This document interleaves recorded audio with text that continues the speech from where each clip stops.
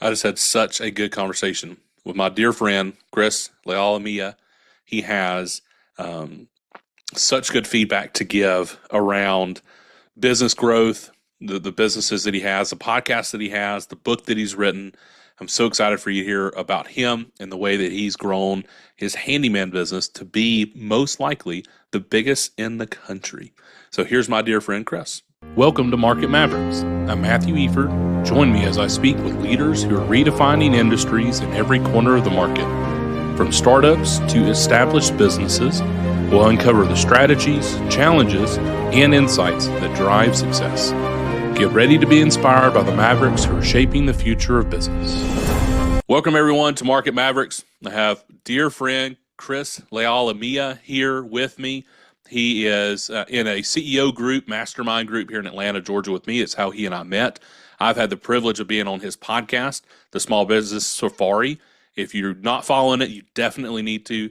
He has great content on there with small business owners and folks that are trying to navigate small business life. So it's very similar to you all that are looking to grow as business leaders. So Chris, those of you who don't know you, those of us who don't know you, give us an overview of who you are, what businesses you have, and what role you play in them.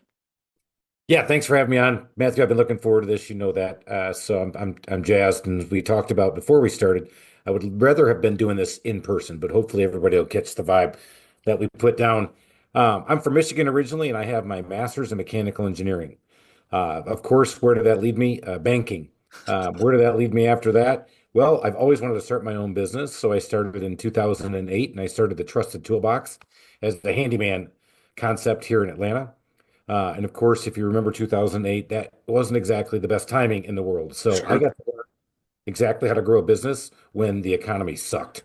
So I today I have the Atlanta handyman business called the Trusted Toolbox. We also have a remodeling division here, and then I Nice. have an Athens branch of the Trusted Toolbox, and then I have a training program called the Home Service Institute, which right now I've got kind of on mothballs because I've been doing the small business safari and running this crazy business called the Trusted Toolbox and volunteering my time with the local NARI group, which is the National Association of the Remodeling Industry.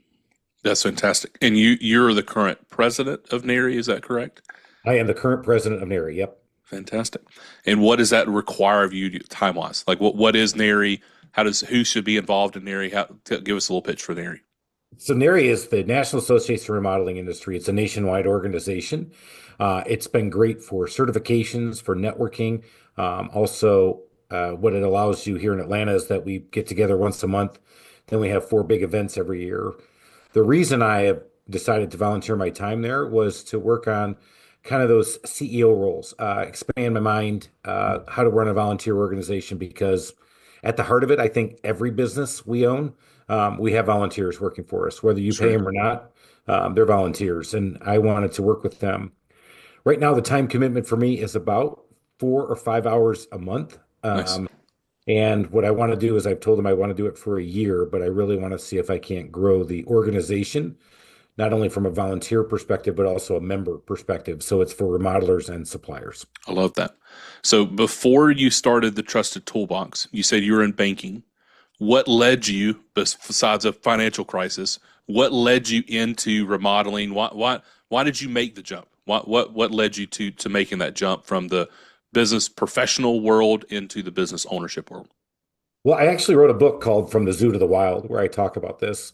I actually started the idea in 2006. I've always wanted to run my own business. I felt like in the corporate world, while I had enjoyed some success uh, and in doing what I did at a very young age, I was not fulfilled. I wasn't really using my entire brain. I wasn't really loving what I was doing. So in six, I started to think about things. In seven, I started to put together ideas. I looked at a number of different concepts. But my fun has always been working on houses. My family vacations always involved working on somebody's houses. Love that. And so I've always enjoyed it. And so I started looking at it and realized it was a fragmented business, I should say a fragmented service market with a consolidating service need, meaning Okay. people were starting to outsource things like you and your Christmas lights and the Yeah. mosquitoes. People aren't spraying for their own mosquitoes. People Sure. aren't putting up their own lights anymore. They want to outsource it so they can enjoy time with their family. And that's what I saw. I love that. So talk to us about, obviously you start during the Great Recession. What a time to start a business. Um, Through that experience, first kind of 10, 12 to 24 months of your business, talk to us about the good, the bad, the ugly. What did you learn and how did it prepare you for the career that you've had with the Trusted Toolbox? Yeah, the good. I felt like I did a great job of a business plan. Okay. When I say that, I would look back on it and say probably a C plus, because the one thing I didn't share was my pro forma with too many different people. And the Okay. only people I shared my pro forma with were people outside of the business. And my background, I say it was in banking, but I was actually in consulting and then in banking. So I was coming at it from a consulting body shop mentality where the Sure. net margins are a lot higher than they are in the handyman business. Yeah. So, excuse me. So that was the good was I had a business plan and I learned a lot about the marketing. I learned a lot about what's going to take to drive sales. I shared it and I used 10 different people to look at my business plan to help me with it. And so that part was good. So talk to us before you get into the bad and the ugly. Talk to me about your business plan. How did you write that? What all was included in it? What was most important about the plan? You gave you a C plus. What was most important to set you up for success there? It helped me logically think through the things it's going to take. Number one, what kind of market are you going after? Two, who's your avatar? Three, how are you going to market to your avatar? All right. Four, how are you going to close your avatar to do business with you and close that business? And then how are you going to service that need with your product or your service? And then you start to work on the accounting and what it's going to take. And then it drove me to the point where I went, wow, I need a system. And I had a CRM system from day one Love that. to be able to keep myself ready to go and scale and not get overwhelmed. Yeah. Kept it simple with QuickBooks, kept it simple with the chart of accounts. I had an accounting-ish background. I felt like marketing was going to be my biggest weakness, and it turned out 3 years into it, marketing was probably one of my strengths. Accounting was my big weakness. So Yeah. I hate bookkeeping. I hate it so much.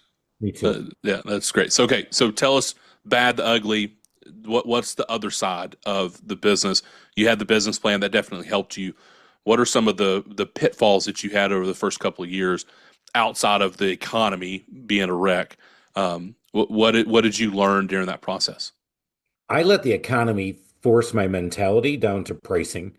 Okay, Everyone says know your numbers, and I was buying business. I think in the beginning, you'll hear consultants all day long tell you, "Hey, you charge what you're worth," right? sure. Um, if you could, well, today we have a handyman for a day. Our handyman for a day rate today is 890. Okay, But when I started, I didn't have a handyman for a day, but when I did, it was 540. I wasn't worth 890 when I sure. first. I'm definitely worth it now with the way we deliver and what we do, and with inflation, everything has happened. So people say, "Oh, know your numbers." Well, in the beginning, not only did I not know my numbers, but I was killing myself, but I was making up for it in volume. So I was losing money on jobs, and I didn't see it because I was so in the weeds. So I let Yeah, myself dip in, and I came out of that one pretty quick. But that was the ugly. I love that. Yeah, we've really made an emphasis with our franchisees at Lighting Pros to encourage them to charge more and be worth it. Right, that's a slogan that we really pushed during training and since then is you provide a quality service, you need to be charging for that. You have to have profit as a business. That's the lifeblood that gives you the oxygen to move forward. It's not that you're greedy and you're trying to take things out. It's no, I have to make money. It is not just a job. I have a company, and that company takes a lot of resources to run and to run well. And if I don't have any margin, then I can't actually service my customers well. So what we have found in the lighting business is you live by price, you die by price. Our mutual friend Chris Hanks, who runs the institute, says that often, or at least he did when I was meeting him at UGA as my professor. And it's the intention of somebody can always do it cheaper than you, and that cannot be your sole propriety. That cannot be your competitive advantage. I'll give you guys two stories. I've been at this for 16 years. One of my worst customers, one of my worst experiences, one of our worst service delivery experiences, I lost 20,000 real dollars. Wow. one of my best experiences, best things went wildly well, way under, we came in, we killed it, we finished it halfway we were supposed to, made $45,000. So think about that. A person hates me, wants to go out there and give you a bad review, and you're getting your butt kicked. Yeah, And this other person loves me, gives me a great review, and I made the money that I was worth. Now, on the bad side, we probably weren't worth it, and we made some mistakes. On the good side, we had our service delivery ready to rock and roll. But don't let that customer tell you that that's too expensive and let that change your mentality. And that happened to me a lot, especially with the economy. I mean, it was tough. I figured nobody would have a problem spending $500 on a handyman, and it was $200. sure. Yeah, that's a great point. And it's especially as you're starting out, you're building your reputation, you're building your brand awareness. Definitely understand that. But is like you said, as quick as you can get to a number that is sustainable for your business to provide for growth, to provide your economies of scale, to allow you to pay your staff well, to allow you to pay yourself, have cash in the bank, all those things is really important. So talk to us over the life of your business. What's a pivot that you've made and what's something that you learned in it? So you've been at the Trusted Toolbox for 16 years now. You've got a location out in Athens. You've got the Institute where you're training folks. You've got your podcast. So you've got different avenues that you've moved in your professional career. But within those, what is kind of a pivot that you said, hey, we're going to change directions either partially or fully? Big one for me was in the beginning. Simon Sinek is very famous for the find your why. Well, my Yeah. why when I first started my business is not my why today. Okay. Uh, but the other thing, my big pivot was that I realized about 4 or 5 years in the business. So the economy had rebounded. We started to take off, and again, I worked on my processes quite a bit in the beginning with small jobs, get out there, many touches, build up my customer base so that when the economy went, we went and grew with it. But I realized very quickly I wasn't in the handyman business anymore. I was in the training business. I Love was in that. the training my team to go out there and deliver because for us to scale, the training and the culture is the foundation and it has to be continually reinforced. I just got done. I obviously have that podcast. I had somebody call and say, "Hey, Chris, will you give me 30 minutes?" I'm like, "I will. I'll give anybody 30 minutes because I value that giving back that you and I both believe in as well." Sure. And the guy said, "Man, I'm gonna do this, this, this, and this." And I said, the one thing I will tell you, you got to have consistent training. Once I had that, I started to scale and have those great service experiences that I expected. I love that. What a great piece of advice. I want to definitely dive into that, but let me take a step back. How has your why changed from when you started to now? What was that process like? Yeah, it has been a lot of reflection, introspection. I will tell you, when I started my business, it was not for family. It was not to have more time with my kids. It was not to not have to be on the road all the time. It was to go out there and make an impact and make a lot of money.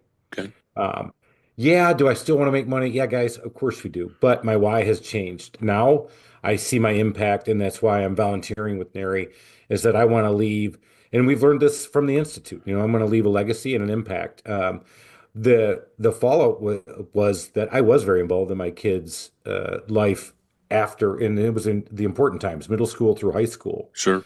And I was around and able to be around, and that was awesome.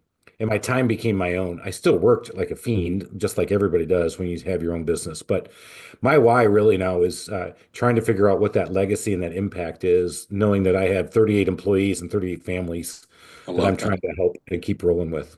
It is amazing when you look at as a small business owner the impact that you have because right I mean you've created in your house a an organization that is now impacting 38 families that then now impacts all of the businesses that those 38 families go and spend their money at. It's now supporting all of them, all of the tax revenue that you provide, all of the customers that you service well. It's amazing, right? How you are able to make a positive impact and the legacy that you're leaving. I love that you're now focusing more on that with giving of your time and investing in your team. Talk to us now about the team building, culture building. I know you're a huge proponent of that. I've been at many meetings in your office, and I admire the way that you structured the layout of your office. Talk to us, those of us that haven't had the opportunity to go to your office and see that. Talk to us about kind of the intentionality about the layout of your office and then how you're consistently providing feedback and constant training. What does that schedule look like for your crews? Gotcha. So first, we have a 5,000 square foot light industrial space just outside of Atlanta, Georgia. The focal point of the entire space is our training room. Yeah. You go into that training room, you'll see it's bright. It's got our colors. It has all of our team members up on the wall so that they're part of that team and they know they're part of that team. We're going to have accolades up there, great reviews that we get, bonuses that they've got, and then they'll also have impacts that we've made in the community, but also training that we've had, so that they can continually see that we're investing and pouring back into them, so that they can go out there and have a great living. And so that's been the biggest part. Now, what we have found and what I definitely preach is that if you have a team, you should be getting together with your teams at least on a bi-weekly basis Okay. or 24 times a year in a service business like ours. Once a month, I've seen it happen. Once a month is not enough. Yeah. You don't get to get your points across. But you got to realize the team you're talking about in my world, handymen, remodelers, subcontractors that are tile installers, they are not sit down classroom learners. They are aesthetic, hands-on learners. So Yeah. you got this thing fun and dynamic. And every time they're walking in, we got music pumping, we got videos playing, and we only keep them there for an hour. And we talk about customer service, operational process to make your life easier. And then we give back to them and say, here's a technical thing that we've learned, or here's a new tool that you guys might want to invest in, or here's a new technique that will help you. I love that. So you're providing tangible asset building to them. You're investing in your team, and it's not just, hey, here's rah rah, which rah rah is great, but here is how you can be a better technician. Here's how you can make more money and impact your family, which ultimately makes the business more money and makes your customers more satisfied. Everybody wins in that scenario. Exactly right. I think I've heard this from another speaker just recently, and I think you were with me. And they said, "How many people go to Tony Robbins Yeah, and then don't do one thing with it and go right back to it?" yeah, You can have a little bit of that rah rah. You need some of that self going, but with my team, it's got to be customer service, operational process to make your life easier. But if I don't give you something that makes your job makes you a little bit better, then all those other things are just blah blah blah for these guys. yeah, yeah. I love that. Yeah, help me help you. I want you to be better. One of the things that we tell our team is when I sit down with them after their kind of final interview process, I tell them for the season that you work with me, I want you to be better for working here. The reason that we started doing Christmas lights along with our Mosquito Joe was to elongate that season, right? Mosquito Joe is a seasonal pest control business. Instead of just firing everyone in the winter, we started adding lighting, which has now turned into year-round opportunities for lighting for folks who want to just do lighting. It's been a great opportunity for us. But what we've done is we said, hey, I want you to be better for working here because the season of you working here will eventually that season will close. Either you will leave on your terms or our terms, you will retire, you will move out of the state, move out of the region, your family dynamics will change. There's only a season that you're work for me. Instead of feeling like I've got to control all of my employees and keep them that they're going to work for me forever, that's a poor mentality. But the way that you're looking at it, I love that, is you're investing in them, knowing that, hey, I may be training my competition in the future. And that's okay because I want them to be better when they work here because they're going to treat my customers better, which gives me better retention, better referrals, less callbacks, a higher premium on the service we can offer, all the things that you want to see. I love that you're getting that out of them. I call it's our wolf pack. That a lot of these guys are lone wolves, and they come in and we invite them into the wolf pack. But what does the wolf pack do? It allows you to do more, Yeah, do better, provide for your family, provide shelter. And if I can make their life easier and have a better transaction, then these guys are fulfilled. And I would tell you a lot of these guys why is not money. For that I found it's really been if I can do something in the house that really improves it, and I feel yeah, good about what I've done. I've created art, and yeah, that's the cool thing about our biz is that you get to see what you did. So yeah. when I was in banking, I used to throw my briefcase over my shoulder and walk out the door, and I had nothing to show for my entire day from 7A to 7P. Sure. Yeah, this same thing for lights, right? I mean, we have all the time. I will get pictures throughout the entire season of guys that they're taking, and it's their son or their daughter, and they take a picture of them in front of the lights. That they're like, "Hey, look what Dad did. Look what Mom did. Look at the job that we had a tangible impact in this homeowner or this business owner." So I love they're getting to do that. Share with us around here. We love to learn from other people's mistakes. You shared earlier about not charging enough in kind of the bad, ugly section of starting out the business. What's another mistake that you've made over your career as a business owner, and what's something that you learned from Woo. Well, I've made plenty of them, as they call them, learning opportunities. it? But We why, all why, have. why does it always cost us so much to learn? Um, Probably for me, the scaling piece has been difficult because what I'm finding is I talk to other home service professionals, and they're in a vertical, whether it be HVAC, garage doors, electric, painting, all guys that you know, is that I do so many different things that it makes my job really complicated. Sure. So I have built a beautiful mind company.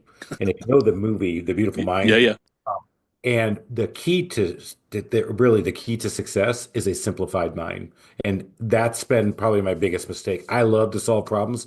I love to take big, hairy balls of yarn and unwind them and put them together. And I love seeing teams solve those problems with me. yeah, Sometimes I solve the problems without, as we hear a lot, asking the right question first. yeah. Yeah, that's a great point. I love that you distinguish that. Yeah, for us, and it's hard, right? You know you can solve the problem, and as a business owner, you're a problem solver, and so a customer comes to you and says, "Hey, can you help me with this? You have a helping heart. You want to do that? Yeah, I can figure that out." We've done that so many times, and then I look at my inventory SKU, and I'm like, "Why do we have these 15 things we've only ever used once?" I'm like, oh yeah, it was because we did that project for that person, and now it's just taking up storage space in the warehouse. That's yeah. We have struggled with that a lot, and I'm trying to get better of staying in our lane, staying really focused. What is the best that we do? Because if I stay focused there, I can help more people there.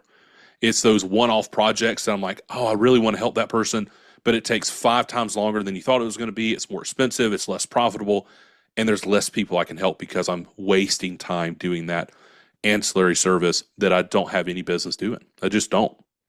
I got a great phrase from a very successful lawyer. And this guy, you would never know it, has just got more money than anybody you've ever met because he's just salt of the earth. But here's his line. He is now 70 years old. He said, "The closer I stayed to what I know, the more money I made." Oh, I like that. I did too. I actually have written that down. I've got that in my notes that I use, and it's been key because just like you just said, helping heart. I can show you in my warehouse the helping heart mistakes I've made. Yeah, I will be. That one's going on my wall. I like that a lot. Just I really want to stay focused on what I'm good at. So talk to us. You shared earlier about when the kids were in middle and high school, you're able to spend more time. I believe balance is a myth, right? Nothing's ever in balance. Is that there's a pull of our demand of time between work life, business life, and home life. How did you navigate that as a business owner, as a growing business owner in multiple things? How did you do that? What advice would you have? Yeah. So I believe I'm right with you. Balance is a myth, unless you want to say that it's a work-life balance and that's 80/20, 80% work, 20% life, Yeah, family. It's kind of, if you start adding it up, sure. because you sleep too, right? So here's what I found is that in the corporate world, my time was not mine. My time was theirs.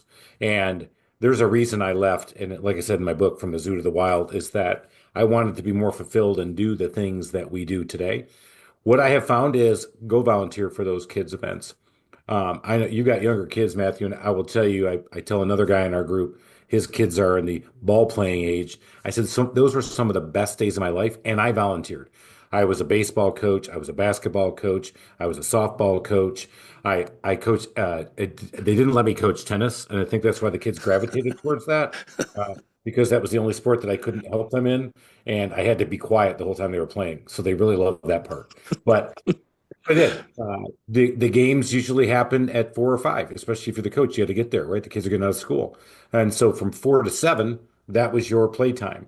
and then you go home, maybe a quick meal, and then from 8 to 11, I was back at it. Yeah. So I still worked a lot, but I tell you what, man, it was fun. In my case, it was that. I know somebody else who's very involved in the scouting, and they're scoutmasters, and they're doing that, and that's very fulfilling for them. But you're not working any less. People see that. People think, "Oh man, you must always be on the golf course." Or if you follow me on Insta or Facebook, you're going to see I'm everywhere, but I'm also an empty nester, so I can. Yeah, you do like to travel, which I love, and you worked hard, and your business is at a place you've put systems in place that your business can support that kind of lifestyle, and I love that you've gotten to that level of success, and I admire that a lot. So, talk to us about the way that you've leveraged mentorship and networking to grow yourself and your business. Networking is probably the key. You want to talk about one of the smallest investments of money, biggest investments of time that will make an impact on your business? Networking. Yeah. Find your local chambers. That was been great for me in the beginning. I have a sales team of four now. All four of them are either in BNI or a chamber of commerce. Nice. Uh, I'm pouring back into NARI, so I don't really do the networking as much anymore, but I love it. And a lot of people go, man, I don't have time for it, or I'm not a good extrovert. I don't want to go on Matthew's podcast and talk. I want to listen, but I don't want to talk to anybody. Dude, that's not what networking is. And there's a great book out there called Networking for Introverts. It's a great way to do it. And it's a Okay. great time. And I've loved that. Now, where I have pivoted is I was told from a mentor of mine that I needed to join this institute that we're part of, and that is the mastermind group. And that was probably I wouldn't say that was a pivotal moment, but I would say that's been one of those big champions of me making the transformations I've made, even though I'm falling short of where I want to be in my transformations and growth, and still being challenged constantly within this group to do it. So I'm a big fan of mentors, and don't call them mentors because that's just called free consulting. We're back into them too, man. That's Yeah. the other thing. Be interesting. Just like, hey, you got a few minutes? Hey, can you tell me what should I do with my business? No, ask them pointed questions that they're best at. And oh, don't be afraid to help them with something they're working on because they might need some help. Yeah. Yeah. I hate getting invited to lunch. I hate it. I like to eat lunch and I like to go meet people, but I hate that open-ended, hey, can we go to lunch and I pick your brain?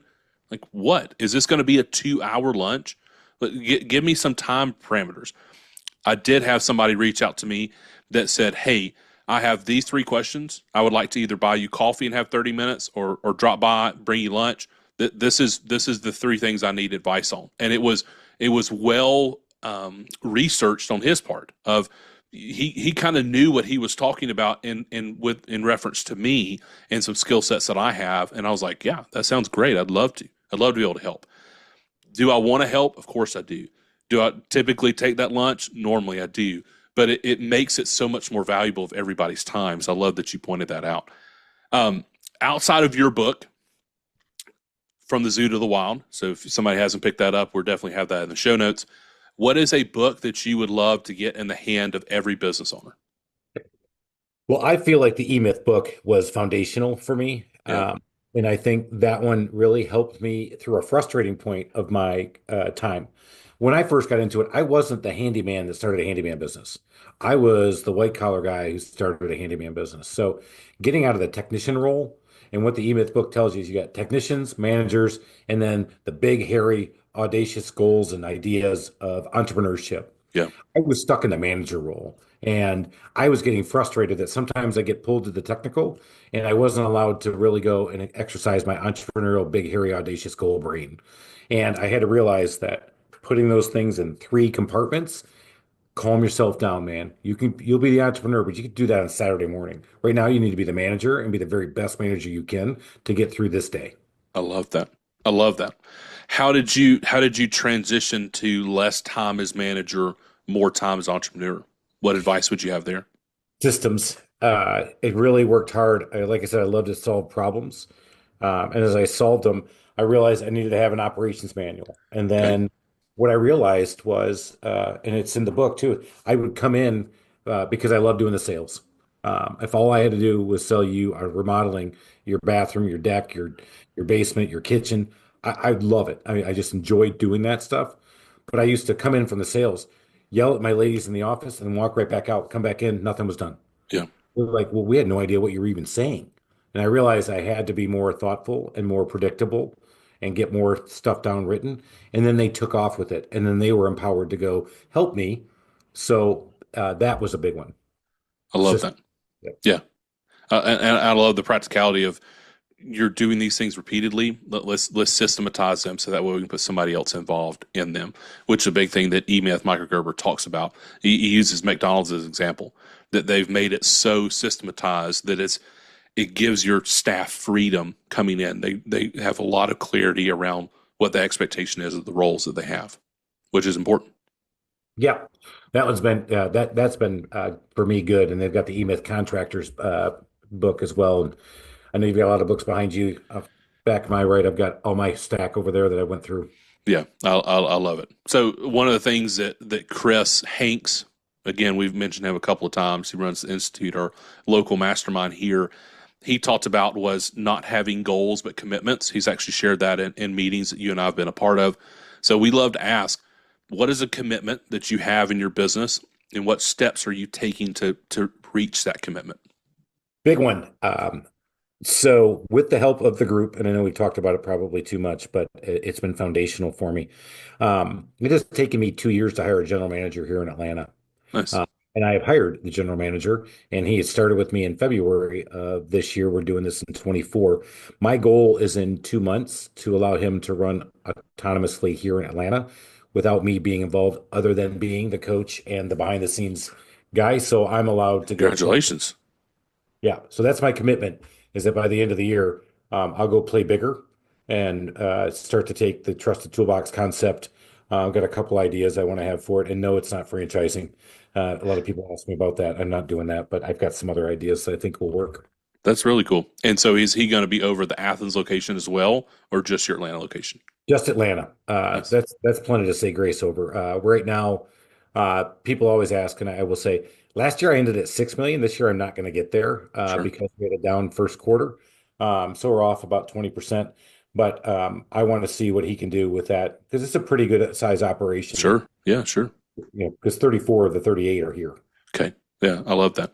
And can you give us a hint, any kind of teaser of what some of those playing bigger looks like for you in 2025?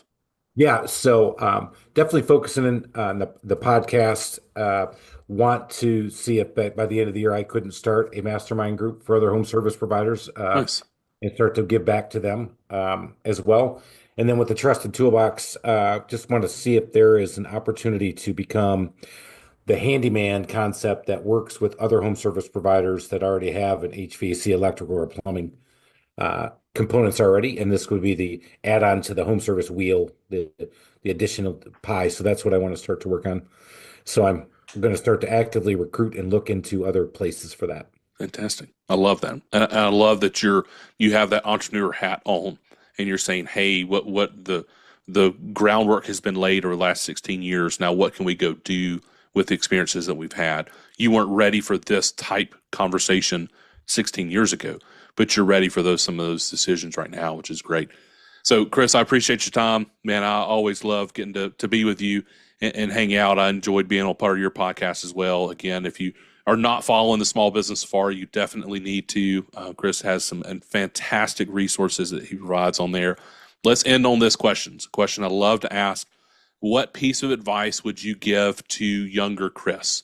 Call it 10 years ago, early in your business, outside of what you've already shared. Is there anything specific that you would go back to younger self and tell you? Before I started my business, Sure. Yeah. I would say, Besides, don't do handyman work. right, that's probably the first thing I would say. I've had people ask me, would you do handyman? I'm like, no, I would not. Because it is a hard business to scale. And frankly, I've found now that I'm the only one who's been able to successfully get as big as I have in the nation.